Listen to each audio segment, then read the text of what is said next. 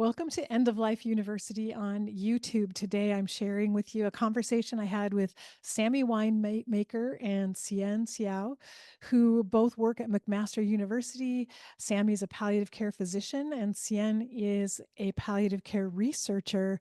And we have a great conversation about their book, Hope for the Best, Plan for the Rest. I think you'll really enjoy this conversation and you'll enjoy their book. So I encourage you to get it. If you haven't already, make sure you subscribe to the channel down below. Also, subscribe and leave a rating and review for the podcast wherever you happen to listen. And go to eoluniversity.com/support if you're able to make any kind of contribution to help keep this show and the podcast on the air. So we'll move on now with my conversation with Hsien and Sammy.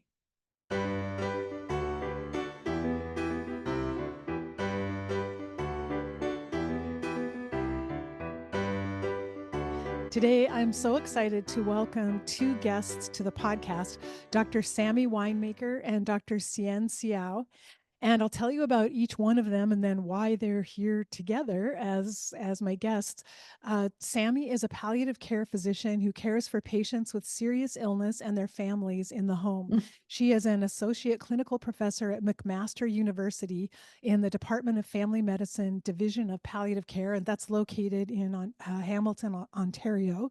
She has won numerous awards for her leadership and palliative care education for healthcare professionals. Hsien is the Hsien is the Canada Research Chair in Palliative Care and Health System Innovation and a professor in the Department of Oncology at McMaster University.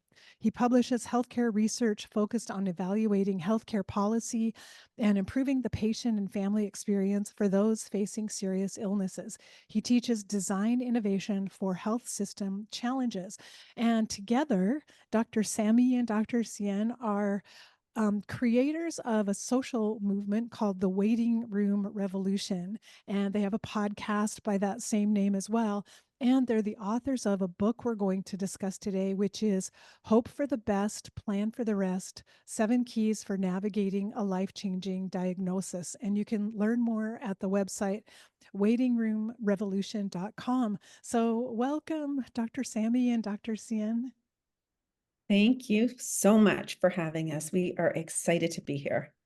Yeah, nice to meet you, Karen. Yeah, it's so nice to meet you. And ever since reading your book, I've been just chomping at the bit to have this conversation with you because your book is, I really think it's what's needed today because you deal with so many issues in I say our healthcare system. You're a part of the Canadian system. I'm here in the US, but as you pointed out before we started recording, there are really universal issues in healthcare in general and things we really need to be talking about and working on solutions for. Yeah. That's what we're finding for sure, that this is not a uniquely Canadian story, that people around the world are waiting for guidance for when they become a patient or a family member of a patient. There's lots written on lots of other topics, but not a lot written on being a patient and navigating a serious illness. Exactly. And it's why so many of us working in hospice and palliative care have encountered patients and families who tell us they were blindsided. They had no warning. They had no information that told them what this experience would be like. And that's just devastating. Yeah, Karen, I'm with you, being a palliative care doctor and really meeting people very late in their illness journey.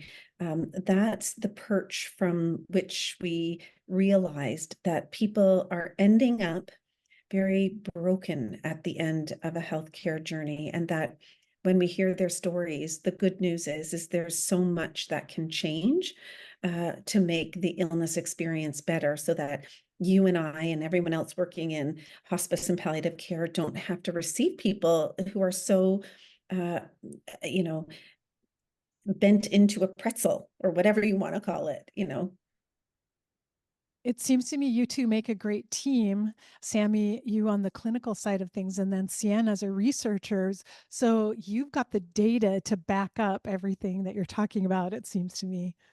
Yeah, I mean, it's such a pleasure to work with Sammy, of course, and to, meet the guests on our podcast to learn. But, the data has shown consistently for decades that palliative care improves patient outcomes and can even save the system money. Even early palliative care, as early as, weeks from diagnosis can make a difference. And so the biggest challenge has been, why is it not happening more often? How do we operationalize this palliative care approach? How do we infuse this approach with all healthcare providers? I mean, and really thinking of how to do that so we can change the patient and family experience. That has been our mission, and that's the core of why we're so passionate about this. Yeah. Mm. Well, Hsien, maybe you could tell us how did you even get interested in working around palliative care issues in the first place? When you were talking about that story of patients and families saying to you like they felt blindsided, I mean, that's really my story. I mean, when someone gets a diagnosis of a life-changing illness like cancer, that's what happened in my family. My mother was diagnosed with breast cancer. Your whole world turns upside down forever, Mhm. to be changed. And and we had the whole journey of the ups and downs and the chemo. It was 4 years long, and we really were just, you know, blind the whole time. We didn't know what to expect. And even as she got weaker, we didn't realize what happened when it came back, when it spread to her lungs. We didn't really understand what that meant. And so it robbed us of the opportunity to make sense of that, to make meaning, to have closure. And Karen, that happened 30 years ago. And in my research, when I talk to patients and families, that is the same story I'm hearing. And so, where patients and families have people dying in hospital, that's where my mom died. That's not where she wanted to die, but we we didn't know what we could do to change that story. And so that's what really motivates me in to do research in this field of palliative care. But it's really infusing this palliative approach to more uh, to more patients and families into the system. Mhm. Well, I love these stories, and so often I hear how we are motivated to do the work we do by our life experience and what Mhm. life brings to us. And I don't know if that's true for you, Sammy, as well, but would you tell us what led you to palliative care? I need to come up with a better answer for this, Karen, but I was running away from having to do another rotation in internal medicine. And I understand that. yeah.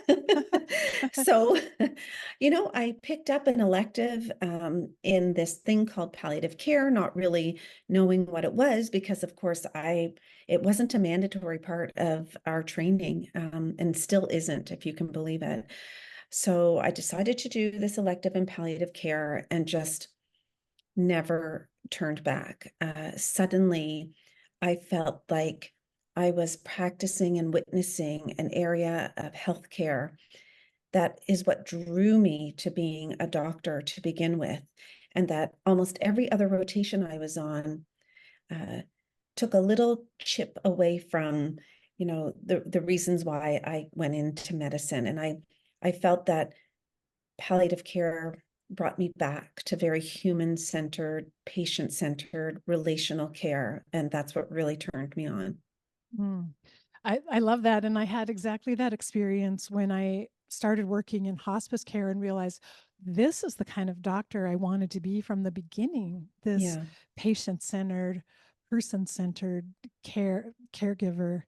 Mhm. And so I can see why your book has such a ring of authenticity, but it's also practical and actionable because of the two Mhm. of you, because you've been there and you've seen it firsthand and lived these experiences with your patients and with your family. And so the book is it's really so well written, but it's just packed with inspiration and really important information that everyone needs to have. And I know it's written toward Mhm. people who are dealing with a serious illness diagnosis, but honestly, all of us are likely to face that at some point in our lives. So I Mhm. think it's a book that everyone should have. Mhm. We've had people even say to us at different talks that we do, you know what, this is just good advice for any kind of patient and any kind of family who's interacting with the healthcare system, whether you have a life-limiting illness or chronic illness or acute illness. you don't really know what you don't know when you begin to interact with this foreign thing called the healthcare system.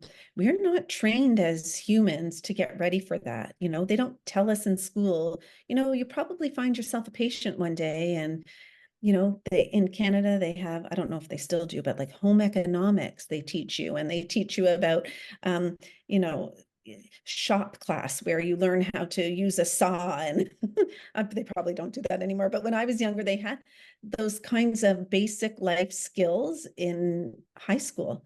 But they don't have basic life skills integrated into curriculum around, you know, being a patient one day, and who escapes that? Yeah. And Exactly. and I think the joy or the challenge and the joy was when we discovered, taking what Sammy does at the bedside, the magic of palliative care and deconstructing that into these seven keys, these elements. Um, we call them keys because they unlock a better illness experience. But they were just like, what does it mean to do palliative care? And we broke it down into these seven keys and these actions. And then we realized patients and families could actually do those. They could actually lead the ability to ask for this, to do these keys. And that's where we really got excited because we realized then the power shift could happen. We didn't need to wait for every healthcare provider to, get a certificate or training in palliative care. We could just teach patients and families how to ask for what they want, to how to ask good questions, and really how to be a patient. And that's what we set out to do in our book was to really kind of write a book of how to be a patient, how to be a caregiver. And we called it Hope for the Best, Plan for the Rest, because that is what you're doing at every step of the way, not just at end of life, right from diagnosis. Mhm. Yeah, I love the title.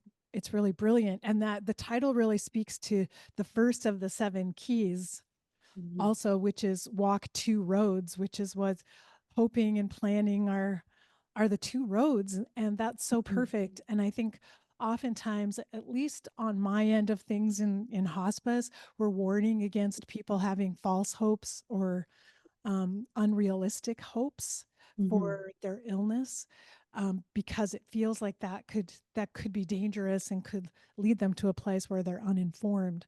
But tell Mhm. us more about the first key, walk two roads. Mhm. Okay. Um, so yeah, so walk two roads is exactly that. It's this idea that people can and should have, you know, a degree of hope throughout their entire illness, but that we can also entertain the what ifs, or the just in case our hope doesn't manifest itself, or if things go the way we weren't expecting, that's toggling between hope and reality, hope and truth, hope and um, the facts, and being able to balance both and keep one in check with the other. Because when hope gets away on us and becomes more like a wish and not a hope, because a hope is supposed to be realistic, right? And a wish can be magical. Um, we end up setting ourselves up for expectations that we're never going to meet. And if everyone around us is only hopeful without entertaining reality, then we end up with a conspiracy that's unintended, where the people around us don't want to talk about the reality, and we don't want to burst that bubble either as the patient. And healthcare providers get into the charade as well, and they don't want to talk about, you know, the what ifs, and everyone just starts taking on this toxic positivity, which can be very silencing amongst all that I just mentioned. So in order to keep it real, we teach people how to walk two roads, which means planning for the what ifs does not dishonor hope. Both can exist at the same time. I love that. I love that because we know that hope is helpful. It's helpful to us physically. It's helpful to our immune Mhm. systems to be in a state of hope. We just don't want to use it to bypass all of the reality of decisions we have to make and things Mhm. we need to look at. Mhm. Sometimes I tell the learners that are with me that ideally our hopes match where we're at in the illness and they're not mismatched. One shouldn't be ahead of the other. And we can help people align their hope and planning um, to help them be as healthy and, eyes wide open as possible. And I know in the book you mentioned that hope evolves and planning evolves as well over time, but Mhm. I really like thinking of it that way, that at the beginning of an illness or when you first get a diagnosis, hope might be one thing, but it might become Mm. something else as you move further along and get more information. Mhm. Yeah, I think it's, one of the biggest challenges for the field of palliative care is to be hope to, we who work in it know it can bring, hope and but the public, many people are scared of the word. And in fact, in the US, the stats are very similar as Canada that people don't enter into hospice palliative care until the last weeks of life, the last 18 days or 21 days before death. So a very short time to get access and benefit. And so that's the challenge we are trying to face. And the idea of being able to walk towards hope for the best and plan for the rest all throughout their journey could mean that they could maintain that ethos of what palliative care does, even if they're not, being served by a hospice community team. Um, they can still get this good person-centered care earlier on. And I like this dual approach, the two roads approach, because sometimes it felt to me as a hospice provider like, oh no, I'm the hope destroyer. And Mhm. because maybe if a family and a patient have just been nourished on false hope Mhm. for too long a Yeah. time, and when we have to come in at the almost at the end of the road and Mhm. talk about realities and choices that Mhm. have to be made, it, that's a really rough position to be in Mhm. when Mhm. honestly this conversation should have happened months ago. Don't get me started, Karen, because I'm having a good time, but I feel the same way. Like often I feel that we are set up, aren't we, by our colleagues unintentionally, right? Who have met the patient and family before us often and who have chosen, to look through the illness with rose-colored glasses, and because they're tentative and worry about causing sadness and depression and hopelessness, they take on this uber positive attitude until the gig is up.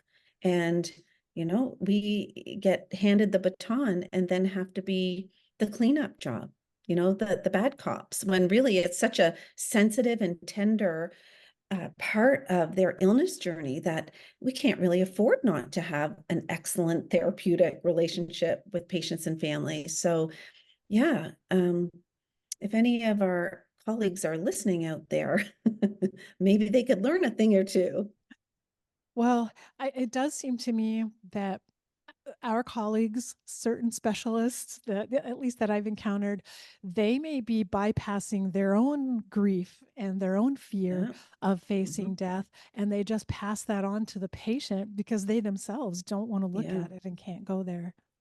And the problem with that is that, um, you know, that is a very short-sighted and short-term coping mechanism, because we know that healthcare providers, this kind of grief will build and build and build inside of them until one day they are very burnt out from the work that they're doing and no longer resilient to the stressors of being a healthcare provider.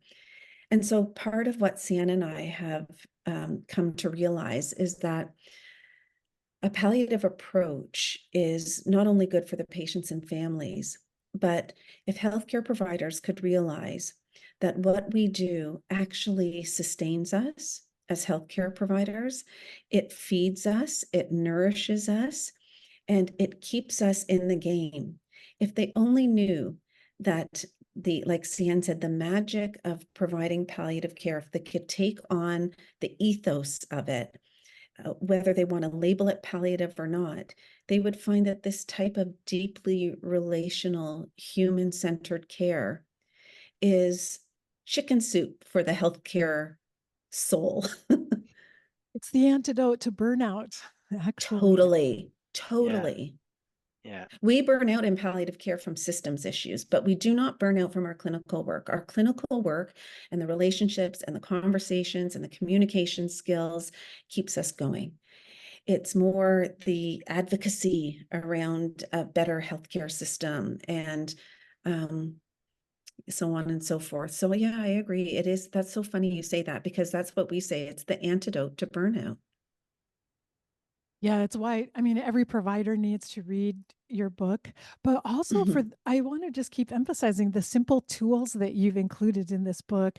And I know you mhm, say this first key, walk two roads, is sort of the gateway to all the other keys that come later on. But I love, I don't know if I'll get this right, but that you even just have a few questions for people to journal about or ask themselves in order to address each one of the roads, to ask mhm, about hope and to look at what they're hoping for, what their hopes are, but then mhm, also ask realistically what's going on. mhm, And then I think it seems to me the other keys play into that idea of mhm, how do we keep doing that? How do we keep learning more and being on this realistic path while we're maintaining our hope? I don't know if I have that mhm. right or not, but Oh, yeah, you do, Karen. We can tell you read the book. Yeah. I did. I did. Yeah, no, I mean, we really felt that uh, the book kind of wrote itself. We were sort of drawn on this journey, but we wanted it to be as practical for the user and reader as possible. And so it's really giving the tips. We explain the keys. We tell stories of what kind of impact it will have in the patients when it happens and when it doesn't. And then we sort of give practical actions and exercises in it so that people can implement it right away. And they don't need to wait to be told, you have the last 6 months or some kind of, trigger. They can use it right away. And it's really questions that are accessible to anyone. And that's the most satisfying part that we've had. People say, I'm scared of palliative care, but I want to ask the questions that are in this book. And to us, they're kind of the same thing. And we're okay with that because we know what they're really saying is we want person-centered care. I want to feel like a human and I don't want to lose myself into this Mhm, illness. So I and that's what a palliative approach is trying to do too. Mm. mhm, Mm, I love that. And the second key that you wrote about was zoom out, which I also really like. This is something just that I personally talk about a lot, the idea of getting the big picture view of mhm, things. So tell us a little more about that key, if you. mhm, Yeah.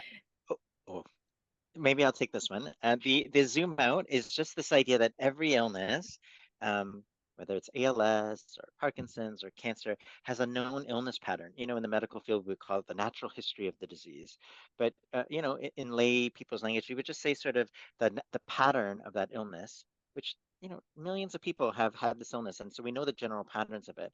And every illness has a beginning, a middle, a late, and end stage of what to look for. Everybody's timing might be different. Some stories and chapters are long, some are short, but we can, as clinicians and healthcare providers, we know what to look for. And so zooming out is just the skill to not get lost in the day to day, the next test, the next scan, the blood results, and see you in 3 months, not to get lost in those minute details, but to also know where they are in the big picture of their illness, because zooming out helps them to be the roadmap of where I'm at, what to look for to know if I'm transitioning to another state, but also to enjoy where they're at so they can make the most use of that time to make plans and to be prepared. Yeah, I think you used the example of if you're walking through a maze, you cannot mhm, see where the twists and turns and the dead ends are. But if you mhm, rise up above and look down at the maze, you can mhm, see it all so much more clearly. And mhm, maybe your illness journey will last for 5 years. Maybe for mhm, someone else, it would only be 6 months. The timing doesn't matter as much as having an understanding of the process and mhm, what changes may occur along the way. mhm, mhm. We want people to be ever ready for what's going to come next.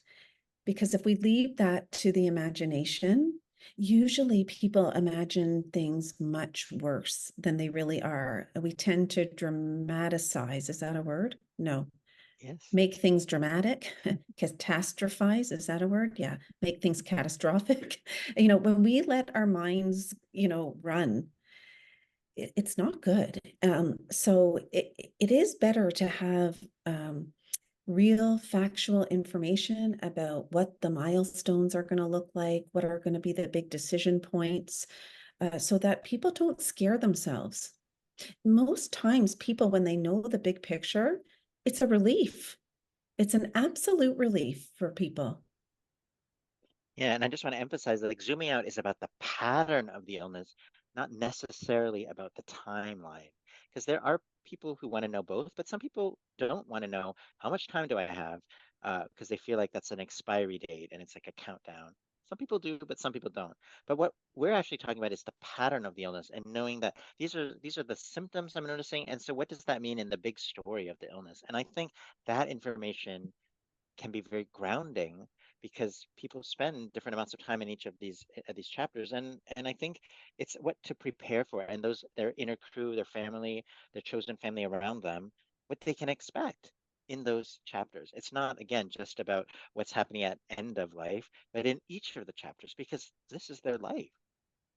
And I know someone going through a cancer diagnosis right now, and your description of that zoomed in state, I think, is Mhm, exactly what's happening to her. Everyone around her, everyone in her life is mhm, focusing on the little details from day to day. And I have a real concern about that no one's mhm, stopping to help her see the bigger picture. And the I think the journey and the trajectory becomes a little bit easier, at least if we mhm, understand it and know what may be coming. mhm. I was just in a home today, actually, and I showed up, and there was about 10 family members there. This is probably familiar to you, Karen. Um, and every family member had a different angle and wanted to discuss something different in this visit. And each one of them got me into a conversation that pulled me into the rabbit holes. And I was dizzy trying to navigate all of their agendas. And suddenly I realized, and I should have realized sooner, that what was needed in this visit was pausing and helping them come out of the weeds. And let's talk about the big picture first. And then let's go back to, like, what of all of this do we now need to talk about? But even I forget sometimes. So it really is something that needs to be practiced, and to be able to recognize, when am I in the weeds here? And is that where I need to be today? Because sometimes we do have to deal with the day to day. But there are times where we also have to know when to pull ourselves up and look down from a bird's eye view. When we need to be on that other road, when we're walking both roads and we need to shift Yeah, one to the that's other. right. Yep. Yeah. Well, I really love that concept. And as you said, that it's such a simple thing to think about. I mean, I think we could remind ourselves about that every day. Like, wait a minute, am I too zoomed Hmm. in here? Am I Hmm. just getting completely lost in all the little details and missing Hmm. the entire big picture of that I could be Hmm. looking at? We can apply that to so many areas of life. Hmm. If I say to my daughters one more time, the answer here is for us to walk two roads, I think they're going to just slam the door in my face. I say, we can be both upset, but also, I keep doing this with my girls. It's valuable. Hmm. It's really such an important way of looking at Hmm. life. Like, we Hmm. are never just one thing. We always need to be able to be in holding two realities at the same time. Yeah, and we can. Yeah, it's really brilliant. It's like it's simple, but it's rather hard for us to do without some guidance that reminds Hmm. us to Hmm. be in that place and how to get there. Hmm. Well, let's see. The third key is know your style. So tell us what you mean by that. Know your style is really about um, appreciating that each one of us has a different vibe, uh, a different personality, different traits, different coping mechanisms, for better or worse. And we use all of that as we move through challenges in our life. So It's about realizing that having a diagnosis is the next challenge you're going to have. And going through an illness journey is going to be one challenge after another. So look back on your life and be able to reflect on what is it about you that works well when you're faced with a challenge, and what is it about you that um, you need to be aware of, because we're probably going to use the same strategies when we find ourselves unwell. And that can be very illuminating and help you understand why you're doing what you're doing or feeling what you're doing. Sorry, feeling what you're feeling. And same with the people around you. Like, why is my brother behaving that way? Why is my sister behaving this way? Why am I struggling with my mom in this situation? Because if you look back, I mean, these things, well, there's the saying, you die as you live. So the way we've been our whole life is going to be the way we are throughout an illness. So that's very powerful. It's quite an opportunity to get to know ourselves better in a way, Hmm. to really sit down and think that through. And I like the idea of contemplating, how have I handled it in the past when Hmm. challenges have come up, and to really see who we are, and then also to just embrace and appreciate who we are, that there's nothing Hmm. wrong with any of Hmm. us just being ourselves. They're all different ways of Hmm. reacting and different ways of managing things, but maybe even having the courage to be who we are. Yeah, yeah, and ultimately this is all about um, you being you, and being genuinely you, with no apologies throughout your illness, and in a way resisting conforming, right? And knowing your style helps you to declare that, I am Sammy Winemaker, and I am going to have a unique illness experience because I'm a unique individual. And same with my people in my life. We are different than every other patient with this illness and family that's been at their bedside. And so my illness experience should be different than everyone else's, even though the healthcare system prefers sameness. We have to, as patients and families, resist that and declare ourselves.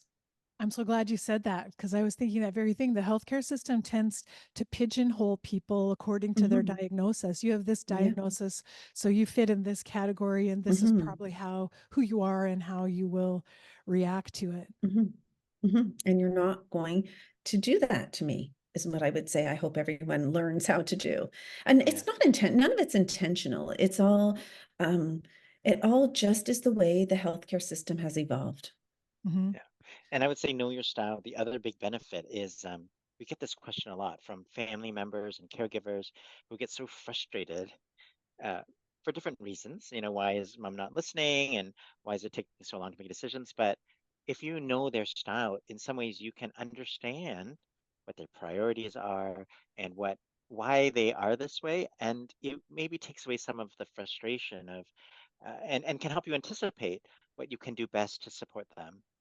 Um, because it's very hard to change people. And so what you can do is change your expectations and maybe change the kinds of things that you might do to be as supportive as you can, if that's what you're trying to do. So know your style isn't only for the patient, but it can be for the family too, and how we're going to work together as a unit. Mm. Yeah, so true. And because there's no right or wrong way to go through this journey of an illness together, every family is going to find their own unique way of navigating the challenges that come along. Mhm. And then True. the fourth one is customize your order. So tell us what that means. Yeah, customize your order is just this idea that the priorities, doctors know the illness the best, but you know yourself the best.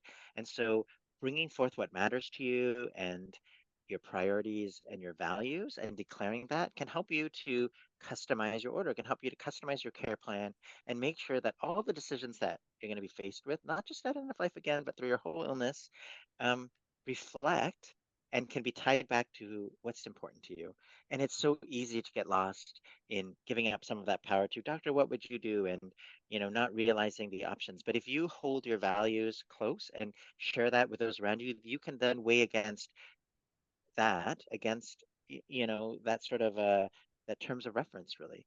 And it overlaps with this idea of advanced care planning, but it's much deeper than that. It's about all decisions. And frankly, it's almost most important for the patient so that they can be in charge and in control of their whole journey. Because honestly, isn't that something universally that patients tend to feel, is that they've lost control once they receive a serious illness diagnosis? They feel like they don't have control over anything. And this is a way of reminding them Mhm. they have some power, they have some control, but they may have to, as you said before, stand up to a healthcare system that wants to, Mhm. put them into a box, or hopes that they'll just be compliant patients who will do Mhm. whatever Mhm. works best for the system. Mhm. Yeah. Um, and I mean, really, people don't realize that they have blind faith in this system, and the system has a lot of good parts to it for sure. But yeah, blind faith will get you nowhere. No, sorry, it will get you standard care. It'll get you the box, like you said, it'll get you the conveyor belt. Yes, exactly. And I'm not sure if this is the section where you wrote about don't be afraid of being labeled a difficult patient. Because I mean, Mm, I think that should actually be every patient's goal. I want to be a difficult patient who doesn't mhm, just say yes to everything and isn't passive about the mhm, decisions that are made. I want to be viewed as someone more difficult, who asks for information and wants to be part of mhm. every decision. Yeah. Well, we agree. We want people to feel invited and respectfully assertive or empowered to come forward as a unique person. And not to take, so this is the key we're referring to is invite yourself, really. It's about finding your voice and making sure that you don't assume a passive backseat role in this journey that will just blow you wherever the system wants to blow you. And if you don't naturally have that style, speaking about know your style, then find someone else in your inner circle who is more respectfully assertive, and invite them to be close by your side when you are at any um, healthcare appointment, and they can be assertive for you. And it doesn't mean it's carte blanche. It doesn't mean that you can just demand and get whatever you want. That is not what we're talking about. And we don't want people to be rude and aggressive, but I think respectfully assertive is reasonable. Or someone once told us on our podcast, be gently fierce. Is that what they said, Hsien? Yeah, gently Yeah, fierce. I yeah. love that. Yeah, and we may not talk about all the keys, but the key of what we're saying is the magic is we've broken down these keys: invite yourself, zoom out, know your style. These are actions. And in some ways, what we're really doing is coaching patients and families how to enact them, the scripts to say, to, to really give permission to your healthcare provider and invite yourself to these conversations. And you're kind of training your healthcare provider and role modeling the way that person-centered care Mm, should be. And so that's kind of the beauty, that we don't need to wait to be invited. We don't need to be lucky enough to get a healthcare provider who has training in palliative care or what have you. Uh, what we need is the ability for patients and families to know there are things that they can change about their experience, even if they can't change the disease itself. mhm, And you mentioned the circle of caring, because I wanted to go back to one thing I think I accidentally skipped over, which was anticipate ripple effects. That everything that happens to the patient also has an effect on their circle of care and their loved ones, and that's such an important reminder too. mhm. That's our fifth key, I think, if I have them straight. Yeah, anticipate the ripple effect. Yeah, it's exactly that. It's no, okay, when someone is diagnosed with a serious or life-limiting illness, life-changing illness, um, they are the star of the show for sure, because they are the person with the illness. but most people have at least one person in their life, and many people have more than one person in their life. And their illness will be felt like you know, the aftershock of an earthquake.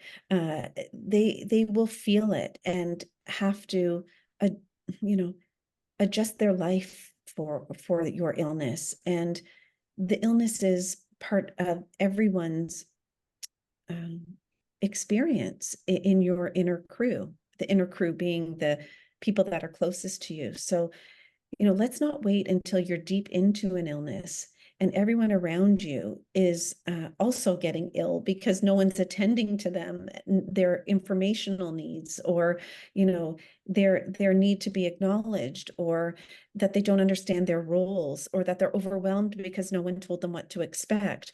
We don't want a 2-for-1 or a 10-for-1. We want, one patient and the rest of the people around them. We want them to remain healthy, just like we want the patient to be as good as possible. And I think I'm seeing so many studies coming out now on the health effects of being a caregiver Oh, on yeah. people who fulfill that role, and how often they're just overlooked. They don't receive the Mm-hmm. training they need. No one Mm-hmm. acknowledges how challenging the job is of being a Mm-hmm. caregiver. And I think you're right. If that was also part of the discussion at the very beginning, as part of the Mm-hmm. trajectory here, is someone in your crew is going to end up being your caregiver. Let's get Mm-hmm. them what they need also, so that they're ready and prepared. Mm-hmm. Yeah, Yeah. and that hopefully that they are doing it willingly, and not just because they happen to be in the house with you. Like they should have a choice.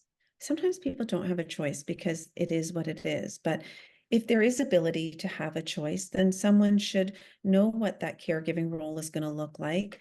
Consider sharing it with 1, 2, or 3 other people if that's possible, and know what's ahead of you as a caregiver so that you have a fighting chance to prepare yourself.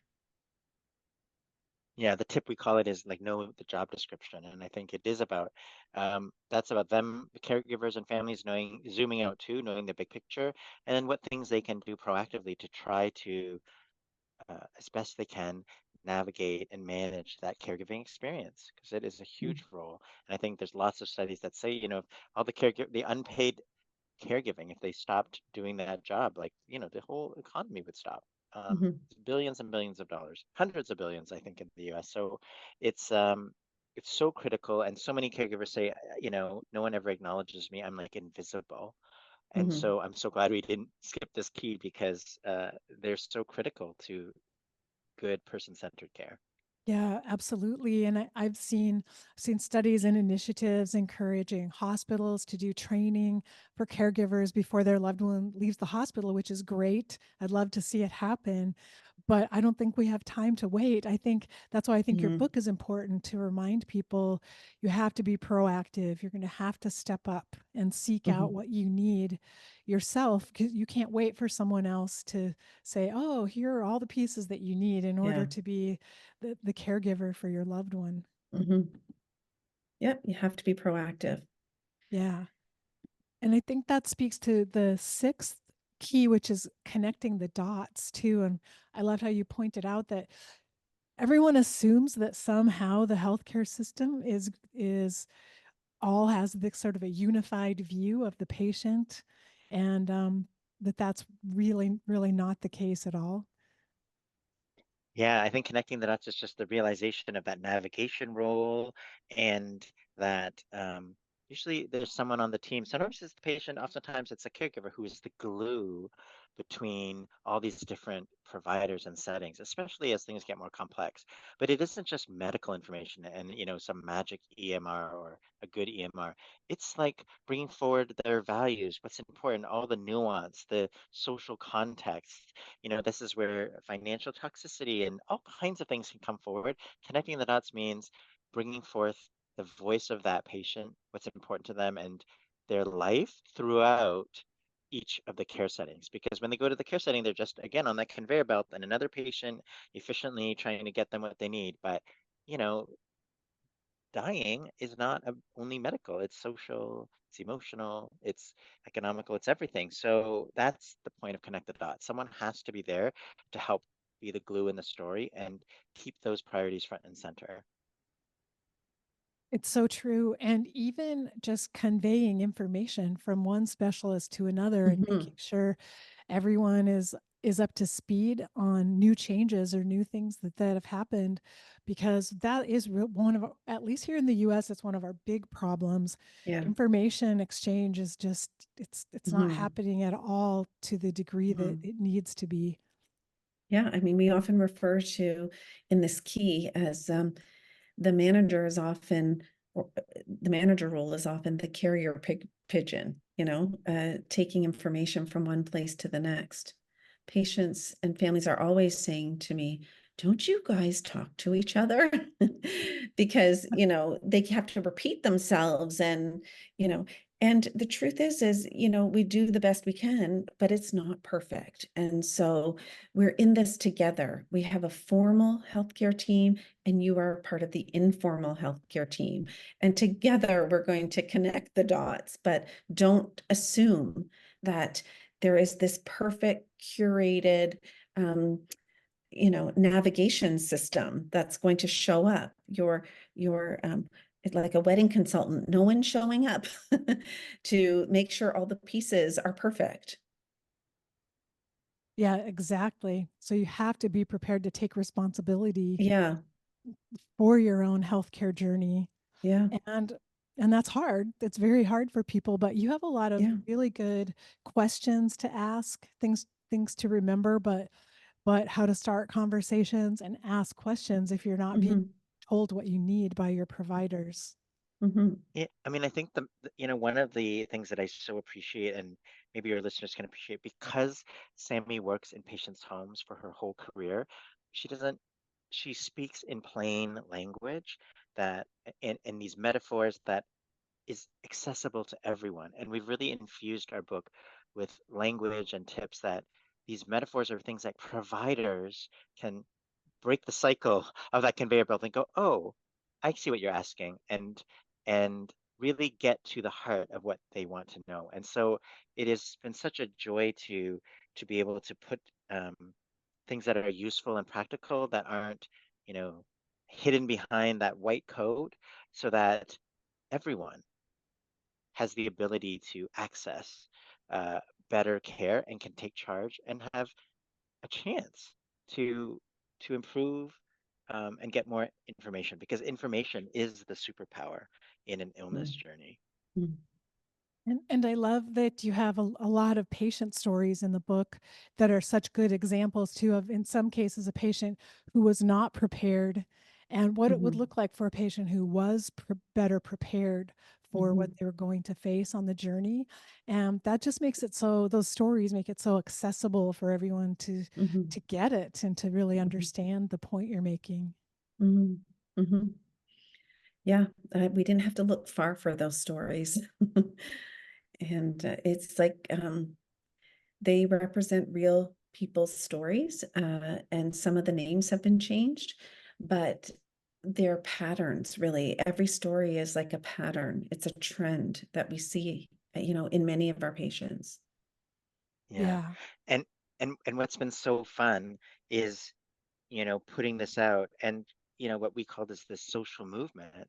Um, we have, created the podcast, which has made us learn many more stories and starting to grow this community, because um, we didn't want, or we didn't expect, a podcast or a book alone to just change the whole system. We realized that we had to get people everywhere knowing that they could work together and with the language and teach each other in this community of change agents, really.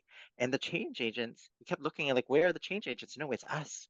It's us, the patients and families. We can use our voice differently to demand, dare I say, or to encourage and invite clinicians to engage differently, and we can be activated and empowered differently. And that's really the heart of our social movement, um, to put the humanity back into the center of care, which will result in improved patient and family experience, but it will also result in improved clinician healthcare provider satisfaction and less burnout. So this is what both sides are craving, and we think this is part of the solution, and Mhm. why we are so excited that the social movement has spread. It, our Mhm. podcast is listened to in 100 countries. Our book has been, available everywhere in the world, and it's just been so amazing to, hear stories and emails from folks who have been using this in different contexts, and adapt it to different countries and cultures, etc. So that's what's, been the most fun about all of this. Well, the podcast is excellent. I've really been enjoying listening to your episodes, so I highly recommend it. And the book as well. I may say this honestly, everyone should have a copy of this book because it's such a helpful guide. And but how, so can I join the waiting room revolution? What can I do to be part of this? Okay, you've already joined, by the Okay. way. Okay. Uh, we would consider you one of our ambassadors, actually, because you have done something in your own area to help spread the availability of this content to the people, that you touch point with. So thank you for that, Karen. You're already part of the revolution, so welcome. But if people wanted to more formally be part of it, they're welcome to go to our website, thewaitingroomrevolution.com, and sign up to our newsletter. And we don't bombard people with emails and things like that, but at different points during the year, on a Tuesday, we send out an email and let you know what is the latest and greatest of what we're up to. And we invite people to participate in things, and we share information. And yeah, people have really appreciated our small but mighty newsletter. So you can join that way, or you can just share the content with as many people as possible, whether that's sharing the podcast. Season 1 is really the heart of the podcast, or lend the book to someone, or share our social media handles with people. I mean, that's great. Or hold a book club in your own area. If any of the listeners think that this book is interesting, then have a book club around it. We have questions on a one pager on our website that people can download for free, and other free resources on our website that they can use, and just spread, so that this truly can be a social movement. Oh, that's fantastic. And I love the idea of using it for just a small book club gathering in the living room or Mhm. even online. And Mhm. I've chosen it for the reading group that I have online. And so there are, I think, 1,200 people in that group who hopefully are all buying the book and reading it during the month of September, because I would love to see it spread far and wide. I think the book is a great gift also if you know someone who has aging parents that Mhm. they're dealing with. I mean it I think it would be an appropriate gift for a lot of people in different situations. Yeah, I so appreciate you saying that, because we really tried hard, even in the design of the cover of it, to make it a book that a person could feel they could give to someone without handing them a death sentence or some scary book about death and dying. This is about uh, being the best that you can be during an entire illness journey. And it's full of hope. And I hope, going to give people a positive feeling as they read it, and that it's not scary. And when people know someone who's unwell, they often wonder, what can I do? And we're hoping that our book becomes something that you feel you can give to someone, um, when you don't know what else to do or say. Exactly. Exactly. Mhm. I think it's a beautiful gift. So I'll remind listeners the title of the book is Hope for the Best, Plan for the Rest, 7 Keys for Navigating a Life-Changing Diagnosis. And I assume they can get it on Amazon or wherever books are sold. They can get Yep. it anywhere. Their local bookstores, they can get it from our website. We have the ability to see where it's sold, but anywhere. And it comes in an audio version, and uh, an ebook. Ebook as well. Yeah. You might be interested to know, your listeners might be interested to know that we have something else very exciting coming out. Can I mention it, Hsien? Sure. Yeah, Yeah, for definitely. Yeah, sure. and Karen, Oh, you're okay with yeah. that? Yeah. Yeah. Well, because we've had so many people ask us for more. So this has been one of the amazing signals that we've received to keep going. Because you don't know how to measure a social movement, right? You don't know how many people out there are, joining this social movement. And so people asked us for more. They asked us specifically for a workbook to accompany this book. And so we're really excited to tell you, Karen, that a workbook is coming out in April of 2025. We've already finished writing it. It's in the midst of being edited and designed, and it's going to answer all the things that we've heard from the people that have read our book and listened to our podcast, the most common questions, deeper dive into some of the keys. And there's a really surprising and intimate exercise that culminates at the end that I think if people read this book and like it, the workbook will result in something very personal at the end of it. Oh, that's fantastic. I'm so glad to hear Mm. that and glad we get to announce it here on the podcast. And for anyone who already has the book, pre-order the workbook when it becomes available, because it sounds like it will be good to have as a companion Yeah, for the yeah, book. we hope so. Oh yeah, I'm sure it will be. I have great faith in you in what you're doing. So the website again is waitingroomrevolution.com. Is that Mhm. right? Yeah. That's right. Okay. So I hope everyone will check it out and sign up for your newsletter. And Sammy and Hsien, it's been such a joy to talk with you. I'm so excited that we're connected now. Mhm. Thank you, Karen. What a Yeah. pleasure. Yeah, we're excited too, Karen, because we love meeting people who have been, for lack of better words, turned on to this content, and especially our neighbors south of the border. So it's great to meet someone in the US who thinks that the content is just as relevant for your country as it is for ours. So thank you for seeing that in this book. Oh, And to you and all of our listeners, welcome to the revolution. Welcome to the yes. revolution.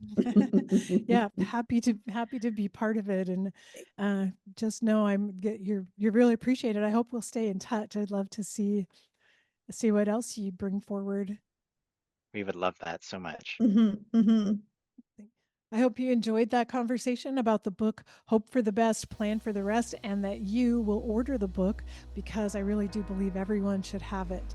So enjoy the rest of your summer. And until the next time we're together, take care. Bye bye.